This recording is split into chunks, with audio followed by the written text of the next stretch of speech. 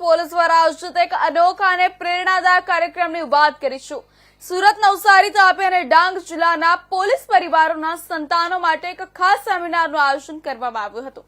કામરેજના વાવ ખાતે આવેલા શ્રી વશિષ્ઠ વિદ્યાલયમાં યોજાયેલા આ કાર્યક્રમમાં ધોરણ 5 થી 12 માં અભ્યાસ કરતા અંદાજે 1000 વિદ્યાર્થીઓ ઉપસ્થિત રહ્યા હતા। આ સેમિનારનો મુખ્ય હેતુ વિદ્યાર્થીઓને સ્પર્ધાત્મક પરીક્ષાઓની તૈયારી માટે માર્ગદર્શન આપવાનો હતો।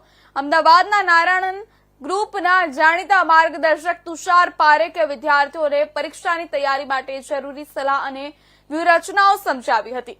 આ પ્રસંગે સુરત જિલ્લા પોલીસ વડા Hitesh Joisar, HQ DYSP IJ Patel, LCB PI RB Bhatod અને કામરેજ પીઆઈ એડી ચાવડા સહિતના ઉચ્ચ અધિકારીઓ ઉપસ્થિત રહ્યા હતા।